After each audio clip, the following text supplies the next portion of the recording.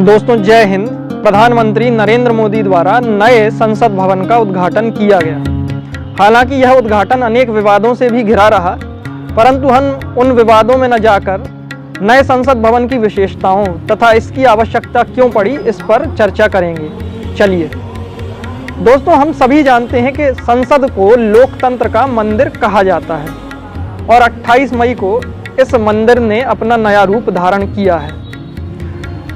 दोस्तों यह building 64,500 square metre के एरिया में फैली हुई है और इसको 28 महीने के रिकॉर्ड समय में तैयार किया गया है। इसके वास्तुकार अर्थात इसके आर्किटेक्ट बिमल पटेल हैं।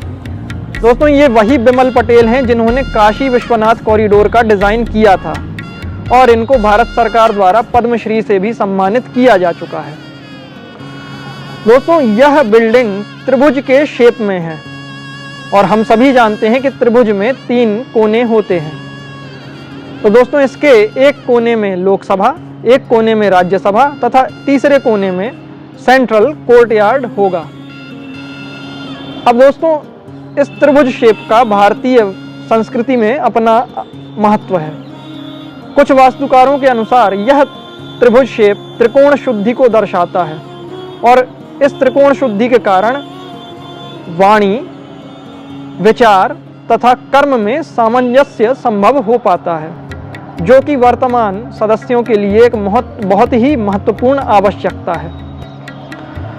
दोस्तों इस संसद भवन की लोकसभा राष्ट्रीय पक्षी मोर की थीम पर आधारित है और इसकी सीटिंग कैपेसिटी 888 सदस्यों की है।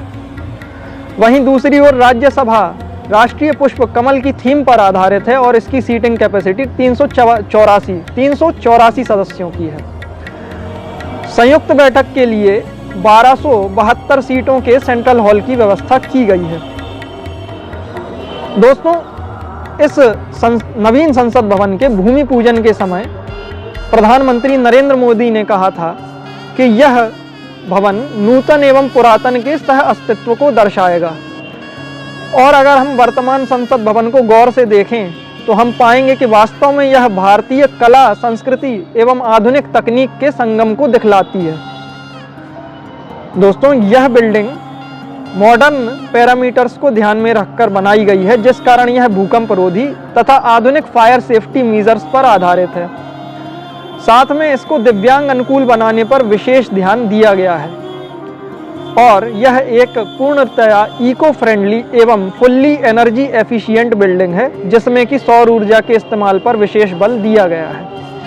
दोस्तों इस बिल्डिंग की एक विशेषता और है कि इसको बनाते समय एक भी पेड़ काटा नहीं गया, बल्कि पेड़ों को रीलोकेट किया गया है, अर्थात उन्हें एक जगह से दूसरी जगह ट्रांसफर किया गया और कुछ पेड़ों को यथास्थिति में भी रखा गया है।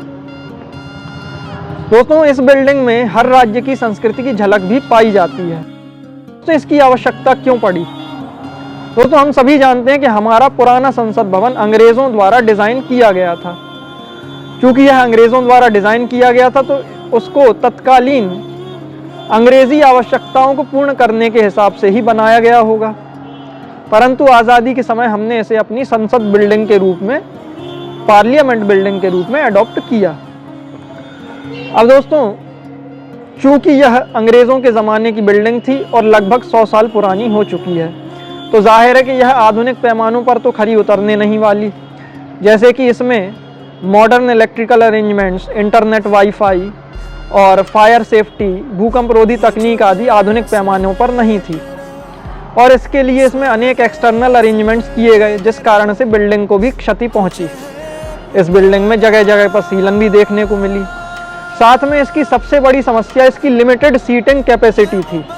चूँकि वर्तमान संख्या बल 1971 की जनसंख्या पर आधारित है, परंतु 2026 में नए परिसीमन के तहत संख्या बल बढ़ने की आशंका है, जिस कारण से नए सीटिंग अरेंजमेंट्स भी करने पड़ेंगे। परंतु इस बिल्डिंग की सबसे बड़ी समस्या इसकी लिमिटेड सीटिंग कैपेसिटी ही थी। इसकी चर्चा अन्य सरकारों में भी होती रही है, जिस कारण से इस बिल्डिंग की, इस नवीन संसद भवन की आवश्यकता पड़ी। तो दोस्तों हम देख सकते हैं कि किस प्रकार लिमिटेड सीटिंग कैपेसिटी एवं आधुनिक पैमानों पर खड़े न उतरने के कारण, और साथ में चूंकि यह 100 साल पुरानी हो चुकी है, लगभग 100 साल पुरानी हो चुकी है, तो यह अपना जीवन काल भी पूर्ण करने की ओर अग्रसर है। इस कारण से नवीन संसद भवन की आवश्यकता महसूस की गई।